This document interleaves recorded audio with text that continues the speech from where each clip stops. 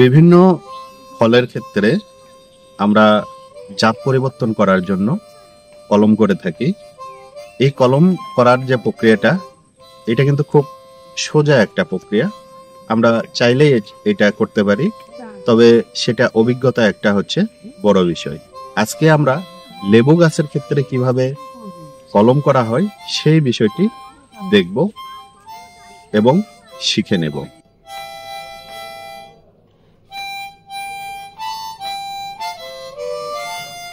এই যে আমরা কলম করব, এখন যে গাছগুলো আছে এটা হচ্ছে জাম্বুরা, অর্থাৎ বাতাবি লেবু। লেবু জাতীয় এই ফসলের আমরা কলম করব। একটা গাছে যখন আমরা কলম করি তখন দুইটা বিষয় গুরুত্বপূর্ণ। একটা হচ্ছে রুট স্টক, অর্থাৎ এই যে আমরা দেখছি চারিদিকে যে ছোট ছোট গাছ, এই গাছগুলো কিন্তু রুট স্টক তৈরি করা হয়েছে। আর আমার হাতে যে গামলা দেখছেন এটাকে বলা হয় ছায়ন। এই ছায়নটা হচ্ছে আমরা যে কাঙ্ক্ষিত জাতের চাই, যে গুণাগুণ পরবর্তী ফসলে আমরা পেতে চাই, সেই গাছ থেকে কিন্তু এই ছায়নগুলো কেটে নেওয়া হয়েছে। এখানে আমাদের একটা বিষয় লক্ষণীয়, সেটা হচ্ছে যে এই রুট স্টক এবং ছায়নের যে ডায়ামিটার, অর্থাৎ এটার যে মোটা, এটা যদি প্রায় কাছাকাছি হয় তাহলে কলমটা করা কিন্তু সুবিধাজনক হয়। তো এখানে আমাদের অভিজ্ঞ কারিগর যারা রয়েছেন প্রতিনিয়ত কলম করে। একটা কলম কিভাবে করতে হয় আমরা সেটা এখন দেখব।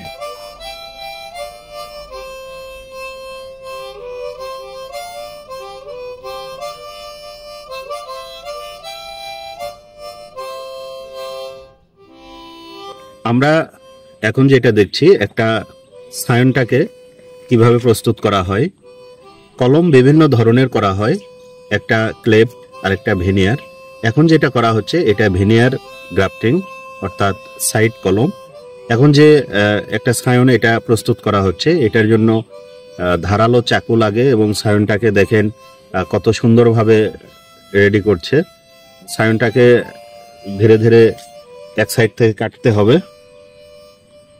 এইভাবে এক সাইড থেকে ধারালো চাকু দিয়ে কিন্তু কেটে নেওয়া হয়। এরপর এটার উল্টা পাশ থেকে আর একটা ছোট কাট দেওয়া হয়। এরপর আমাদের যে রুট স্টক গুলো আছে দেখেন, এই রুট স্টকের সাইডে এটা কিন্তু সাইড কলম, সাইড কলমও বলা হয়।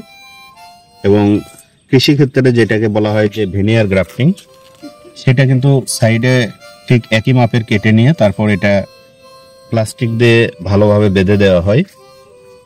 কলম সফল হবে কিনা সেটা কিন্তু অনেকটা এই বাঁধার উপর নির্ভর করে, কারণ এটা যতটা টাইট করে বাঁধতে হয়, আবার বাঁধার সময় এটা লক্ষণীয় যে পরবর্তীতে বৃষ্টি বা অন্য কোনো কারণে এই কলমের যে জোড়াটা, এই জোড়ায় যাতে কোনোভাবে পানি না যায়।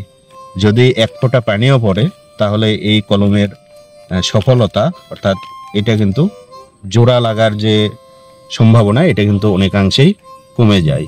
এইভাবে আপনি চাইলে আপনার বাড়িতে যে গাছ রয়েছে এই গাছের যে কোনো ডালে অথবা পুরো রুট স্টকের ওপরে আপনি আপনার কাঙ্ক্ষিত জাতের লেবু, জাম্বুরা, কমলা সহ অন্যান্য ফসলেরও কিন্তু কলম করতে পারেন। তবে একটা বিষয় মাথায় রাখবেন, আপনি যে জাত চান সেই জাতের যে ছায়নটা নেবেন, এটার বয়স এবং রুট স্টকের বয়স যদি কাছাকাছি হয় অথবা ডায়ামিটার যদি একই রকম হয়, তাহলে এই কলমের সফলতা অনেক বেশি হয়। এবং কলম করার পর আপনি যখন চারিদিকে প্লাস্টিকটা বেঁধে দেবেন, এই প্লাস্টিক বাঁধাটা আপনাকে যেমন শক্ত করে বাঁধতে হবে, ঠিক তেমনিভাবে খেয়াল রাখতে হবে যাতে কোনোভাবেই এর ভিতরে পরবর্তীতে পানি না যায়। আশা করা যায় এইভাবে যদি আপনি কলমটা করে থাকেন তাহলে আগামী 15 থেকে 20 দিন পর এই যে উপরের যে ছায়নটা, এখান থেকে ধীরে ধীরে কুশি বের হবে, আপনার কাঙ্ক্ষিত চারা এখান থেকে পেয়ে যাবে। ধন্যবাদ সবাইকে।